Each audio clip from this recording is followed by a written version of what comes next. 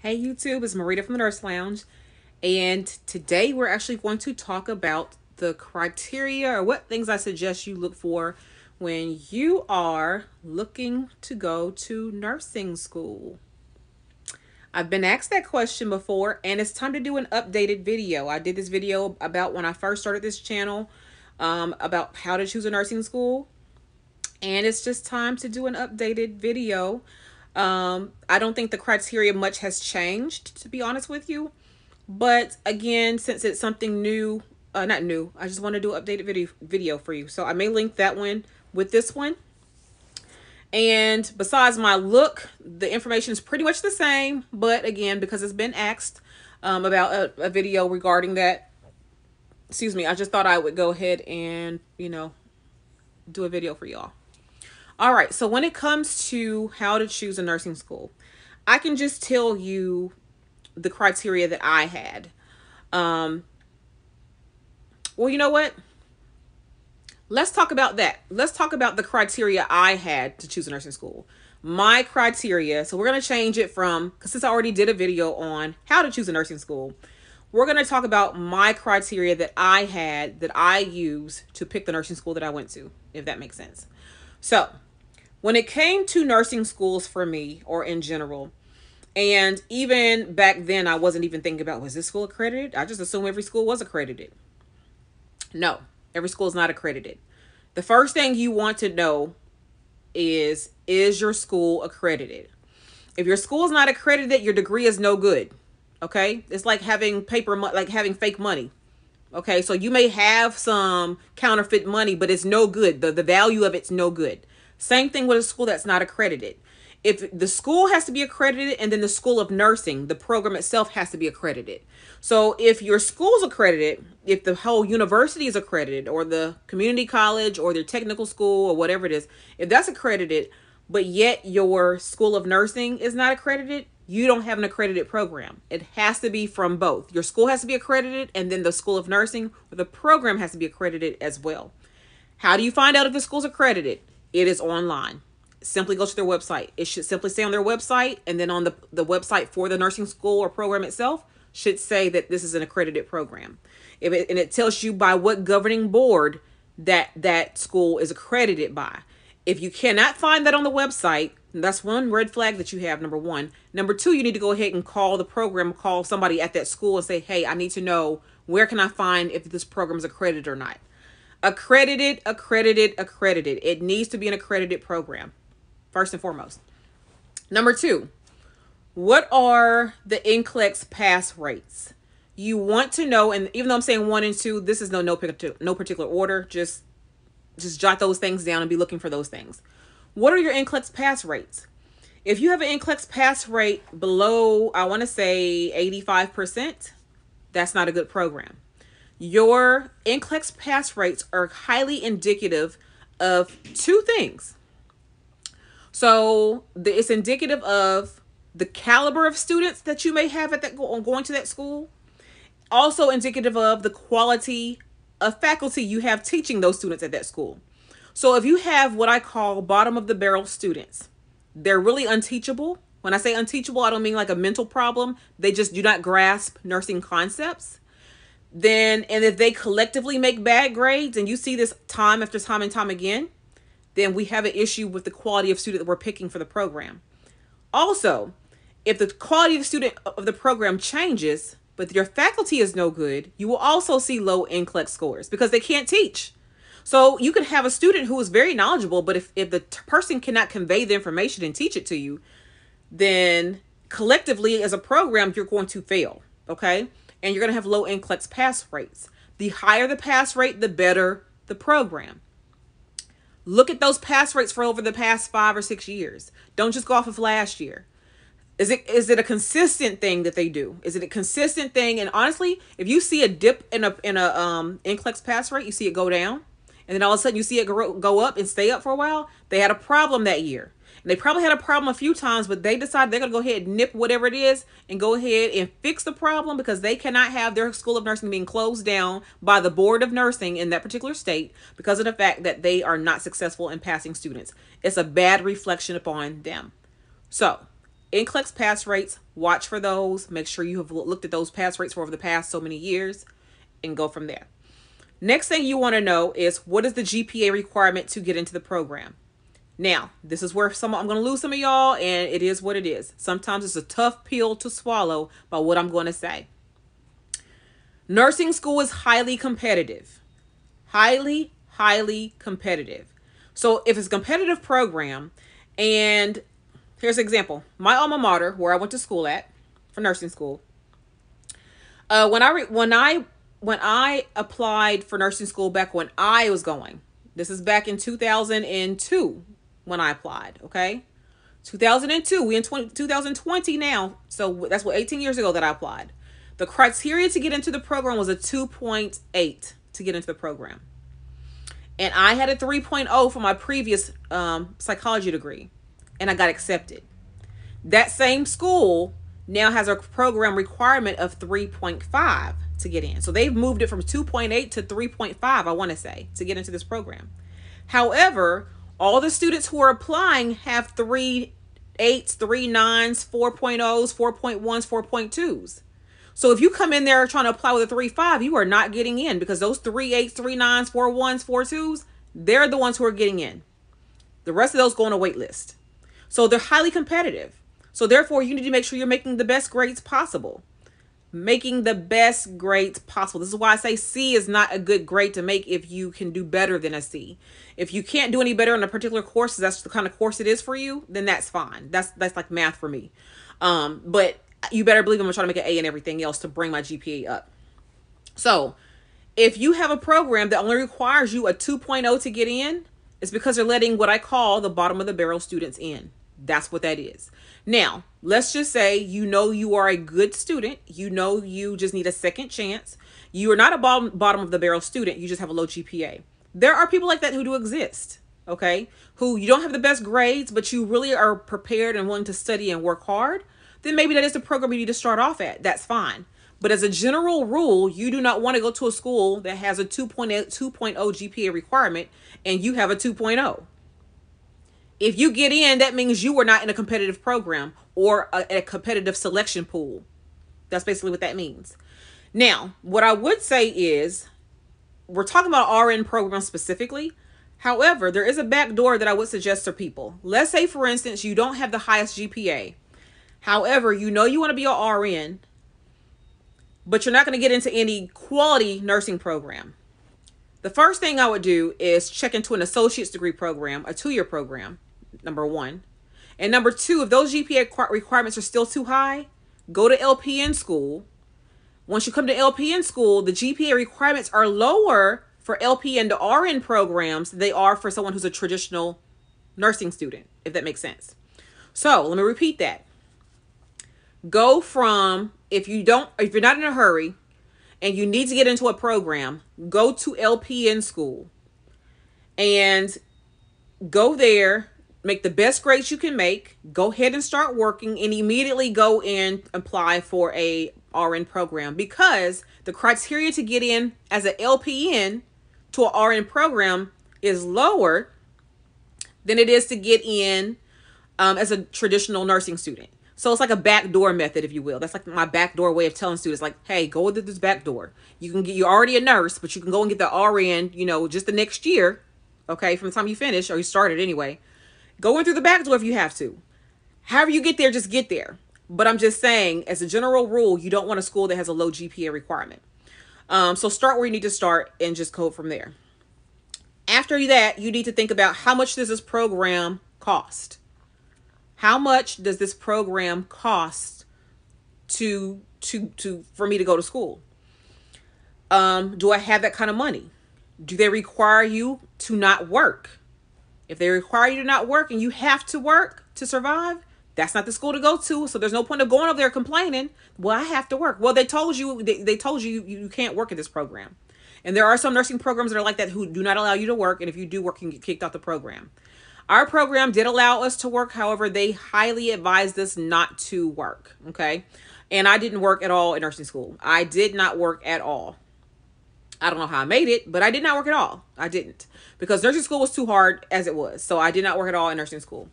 So do they require you to work, or do they allow you to work? Shall I say, not require, allow you to work? How many, find out where their clinical sites are.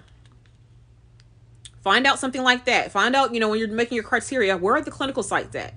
And I have worked for schools personally where the clinical site was 3 hours away from where the school was. So the students would have to get hotels to go do clinicals. So therefore they couldn't work then, and they had to have money to pay for the hotels. So find out where the clinical sites are. If the clinical sites is 3 hours away, is that going to be good for you?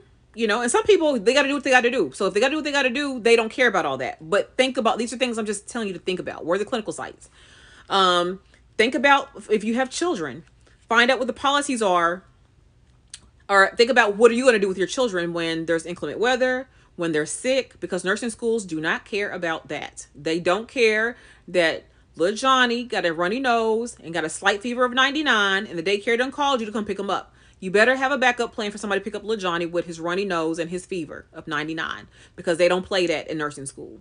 Have a plan when it comes to your children. Have a plan for clinical. They require you to be there. Most clinicals are about 12-hour days. What are you going to do with your children then? This is some criteria to look for when it comes to that. Also, when you are thinking about going to nursing school, think about what specialty you want to be doing. Some people don't even know what they want to do when they come into nursing school. I knew I wanted to be an OB nurse when I came into nursing school. I knew that already. So I knew when I got to my OB rotation that I was going to pay so much attention and be, fully enthralled into OB nursing, so I could come out and be the best OB nurse I could be. That's just me. If you don't know what you want to do yet, that's perfectly fine. It's okay not to know what you want to do. But when you do go to nursing school and start your clinicals, definitely pay attention to everything you can pay attention to when it comes to what they require, not require, but what that job entails, to see if you like it. So you don't have to have a specialty in mind going in, but just be thinking about those things. What types of things do you think you'd be interested in? Do you think you'd be interested in being, ER nurse or ICU nurse or PACU nurse, or whatever you want to do. OB was just always in the cards for me. I just knew I wanted to be an OB nurse, so that's why I'm an OB nurse. One other thing you want to look at is what level of education do the professors have, or the instructors have. Everybody's not a professor, so I don't want to use that term loosely, because you have to earn that title of professor. I'm actually, because I have my DNP, I'm actually about to go into to be an associate professor. So that's one rank down from the professor. So I'm coming into academia as an associate professor. That is great. That is great. That's middle of the road right there. So there's an assistant professor, associate professor, and then full professor. I'm coming in at the middle. Okay. What level of education do these people have? Every school does not require a doctoral degree to teach. Okay. And typically when it comes to teaching, they have to have one level of education above what they're teaching. So for instance, if I want to teach LPN students, I have to have usually an associate's degree. Okay. If I want to teach baccalaureate students, I have to have a master's degree. And if I want to be a full-time instructor or associate professor, you have to have a DNP, and you can teach DNP, masters. You can teach all of them at that point in time. So once you have a DNP, you can teach everybody, but you can only teach one above. So if you ever find yourself going to a program where you're getting a bachelor's degree and the person's teaching you also has a bachelor's degree, they messed up somewhere. That's not supposed to be. That's not supposed to be. They have to have one level of education higher than you. Okay. Also, find out when it comes to preceptors. You want to think about this. You wouldn't know this offhand, because why? Because there's no way to know it in front of or ahead of time. But about preceptors and how long, how many hours have to be done for your preceptorship. Do you have to find your own preceptor? Does the school find them for you? These are some questions you could either ask other students, or questions you could ask when you go to inquire about the nursing program at a certain school. So it's something to ask that question. Also, make sure that you meet the criteria otherwise to come into the program. Do not spend a lot of time or money wasting and applying to different schools if you know you don't meet the criteria to go. This is not like where you may apply for a job and you don't meet all the criteria, but you're hoping they'll take a chance on you. Don't spend all your money on application fees to all these different schools if you already know you meet none of the criteria, or very little of it, type of thing.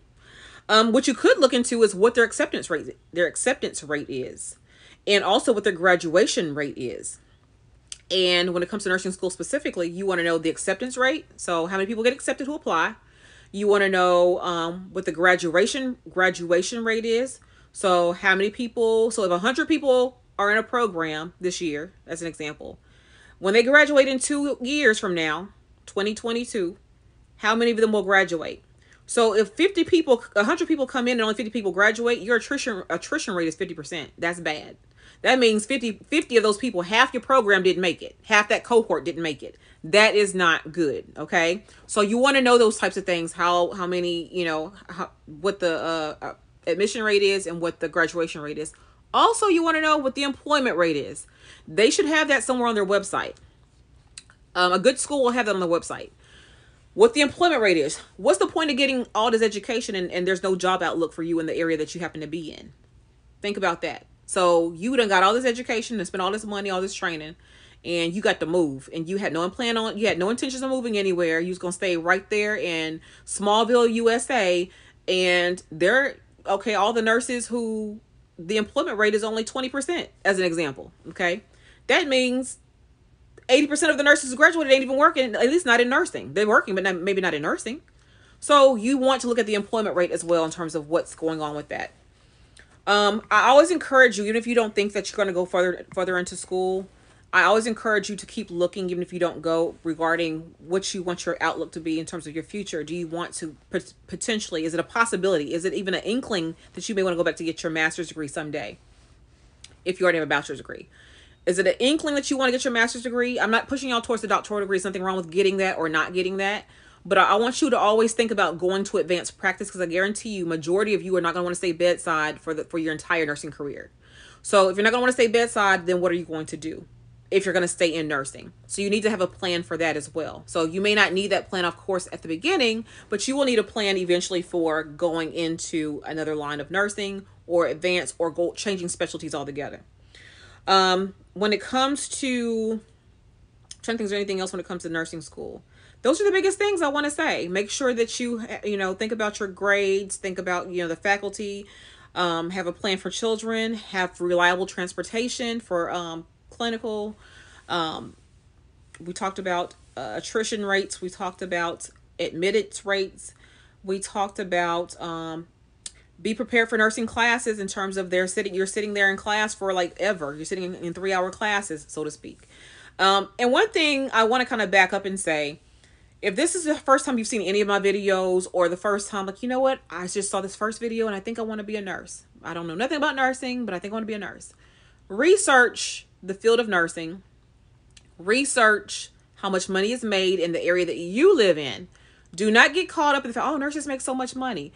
They can make a lot of money, but it just depends on where you live and the demographic there. It just depends on all that. So I'm in the South. I live in the South. The South does not pay as well as up north. However, it is cheaper to live here in the South as well. We don't pay as much money to live in our house or rent our apartments as you all probably pay up north or out west, okay? Or on the coast, more so east, because I'm in Tennessee. So we're down here at the bottom.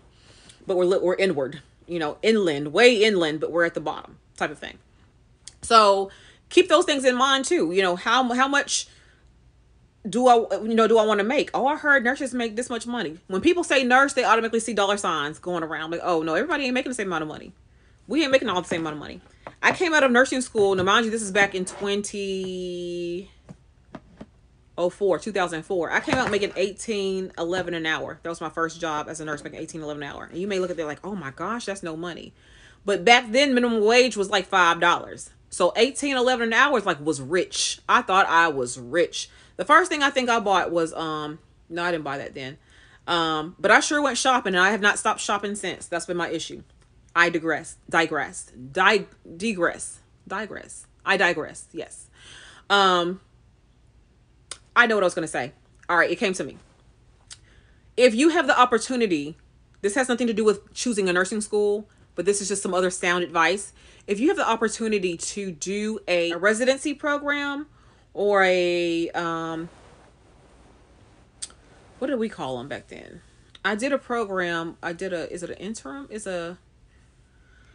It's something like a residency program. If you have the opportunity to do one between your junior and senior year, or at some point in your nursing career where you could do some type of residency program where they take nursing students and they kind of while you're in the program, put you through, like usually during the summer or something like that, put you through where you go to different areas and learn about those areas of nursing, and you get to work and function as a tech, even though you're not one per se, but you get to shadow nurses.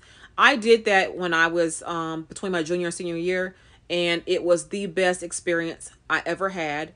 And I learned so much about diabetes education from that and that alone. I learned how to use the lancets, the monitor, the strips. I learned everything I need to learn about diabetes from that experience. Not even from school, from that experience. And to this day, I deal with diabetes all the time. So, I'm well versed on it now. But intern, that's what I was trying to say. Not interim. Intern. If you have the ability to do an intern or a residency, it was called intern for us. Internship is what it was called.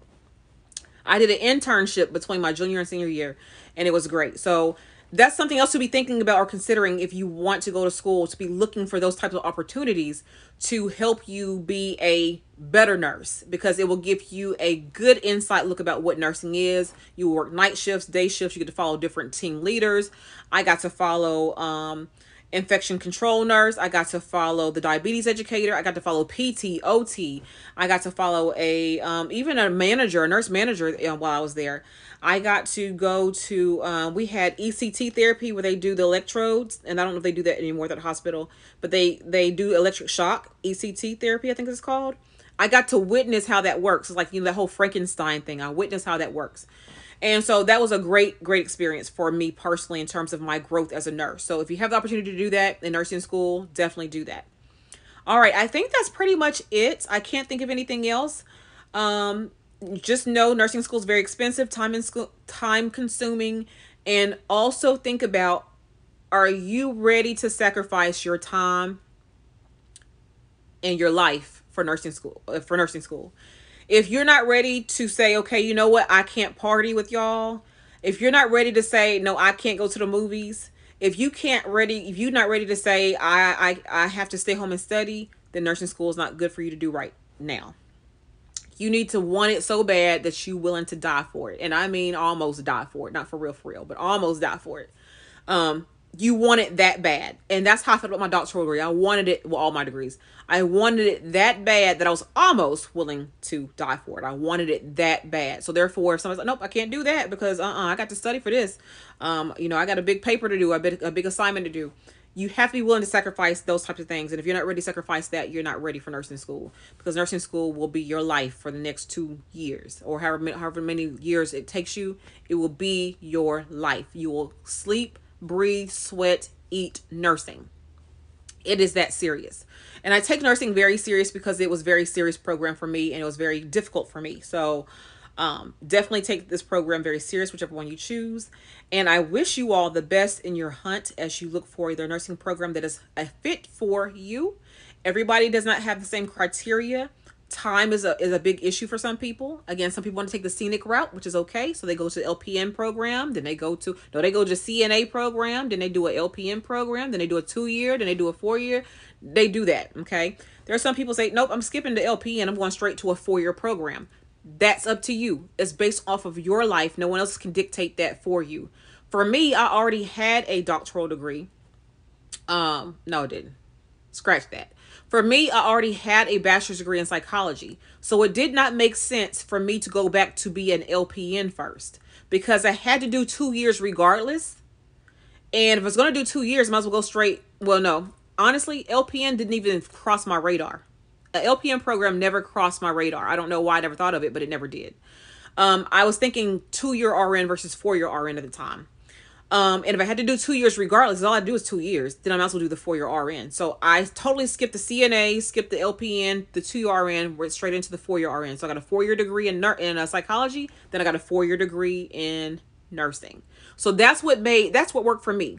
But for some people I've had plenty of students where the LPN route was the best for them, because they can get in, get out, start working, and then immediately go back to school for the RN program.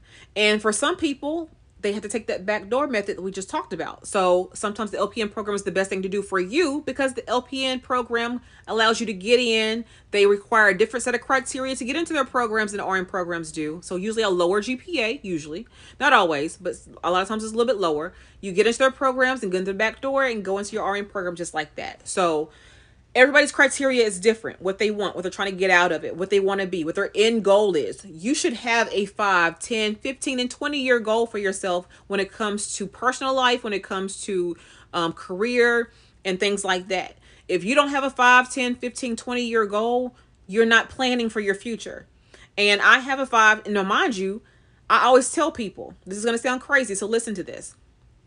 I'm always about 2 to 3 years ahead in my mind than where we actually are.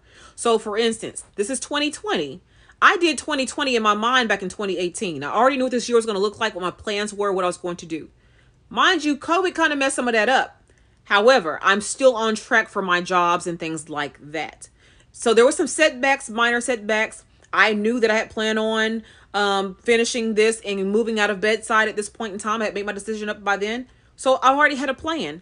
I have a plan for 2022 already. I know that I plan on already having at least 1 or 2 certifications by then. Now, when will I start that certification process? I will start studying at the end of this year, possibly taking the test the middle of the summer next year. That is the plan. It may change. That's okay. But I have a plan. You need to have a plan. You don't wake up one day and say, I think I'll go to nursing school. I mean, do people do that? I'm sure. But you need to have a plan. If nothing else, have a plan. So anyway, thank you all so much for watching this video. This is for a specific subscriber that I have, that I absolutely love your questions and everything and your engagement. But this is for also anybody who happens to want to know, how do I know what's the best fit for me? These are some criteria for you to think about when you are picking and making decisions regarding nursing school. I hope this has been insightful for you. I will try to link the other video to this one so you can watch both of them and see how things have changed in terms of what I said then versus what I say now. Again, that was probably about a year and a half ago that I made that first video. This is an updated one. So thank you for watching this video. You all need to follow me on IG, just like some of these other subscribers are. My IG will be somewhere on this screen. It's also in the banner and also will be in the description box below. Like, comment, subscribe, and share. Definitely share. And leave comments. I love to engage with you all in the comment section. We have great dialogue down there. And let's keep that momentum going. Thank you all so much for watching this video. And until the next time, you all take care. Bye-bye.